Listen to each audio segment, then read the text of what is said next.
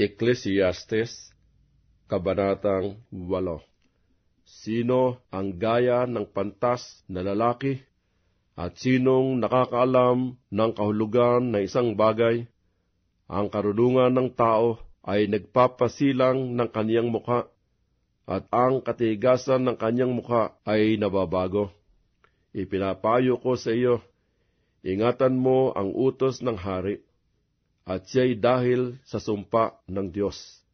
Huwag kang magmadaling umalis sa kaniyang harapan, huwag kang mamalagi sa masamang bagay, sapagkat kaniyang ginagawa ang anumang kaniyang kalugdan, sapagkat ang salita ng hari ay may kapangyarihan, at sinong makapagsasabi sa kanya, anong ginagawa mo? Ang nag-iingat ng utos ay hindi nakakaalam ng masamang bagay, at ang puso ng pantas ay nagbubulay ng panahon at kahatulan, sapagkat sa bawat panukala ay may kapanahunan at kahatulan, sapagkat ang karalitaan ng tao ay malaki sa kanya, sapagkat hindi niya nalalaman ang mangyayari, sapagkat sinong makapagsasaysay sa kanya kung paanong mangyayari? Walang tao na may kapangyarihan sa diwa upang pumigil ng diwa, ni walang kapangyarihan siya sa kaarawan ng kamatayan, at walang dahilan sa pakipagpunyaging yaon, ni maililigtas siya ng kasamaan na taglay niya. Lahat ng tao ay nakita ko, at inihilig ko ang aking puso sa bawat gawa na nagawa sa ilalim ng araw. May panahon na ang isa ay may kapangyarihan sa isa sa kaniyang kapahamakan, at gayon din nakita ko ang masama na nakalibing at nagsidating sa hukay, at silang nagsigawa ng matuwid ay nagsialis sa dakong banal at nalimutan sa bayan.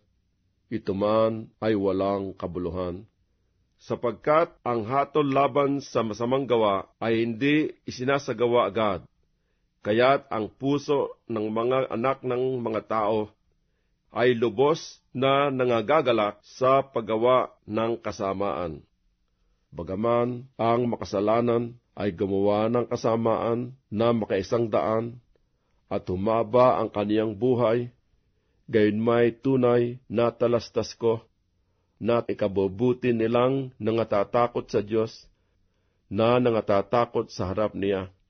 Ngunit hindi ikabubuti ng masama, ni hahaba man ang kaniyang buhay na parang isang anino, sapagkat siya hindi natatakot sa harap ng Diyos. May walang kabuluhan na nangyayari sa lupa, na may mga matuwid na tao na kinapapangyarihan ng ayon sa gawa ng masama. Muli, may mga masamang tao na kinapapangyarihan ng ayon sa gawa ng matuwid. Aking sinabi na ito man ay walang kabuluhan.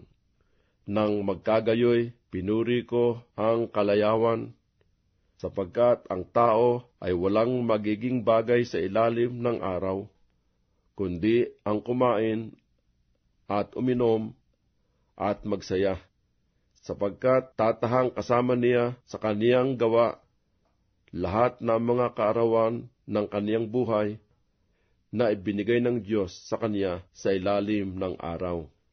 Nang aking ikiling ang aking puso upang makaalam ng karunungan at upang makakita ng gawain na ginagawa sa lupa, sapagkat may hindi nakakakita ng tulog ng kahit araw o gabi man ng kaniyang mga mata. Namasdan ko nga ang lahat ng gawa ng Diyos, na hindi matatalastas ng tao ang gawa na ginagawa sa ilalim ng araw, sapagkat sikaping mainaman ng tao na hanapin ay hindi rin masusumpungan. Oo, bukod dito, bagaman isipin ng pantas na maalaman, hindi rin niya masusumpungan.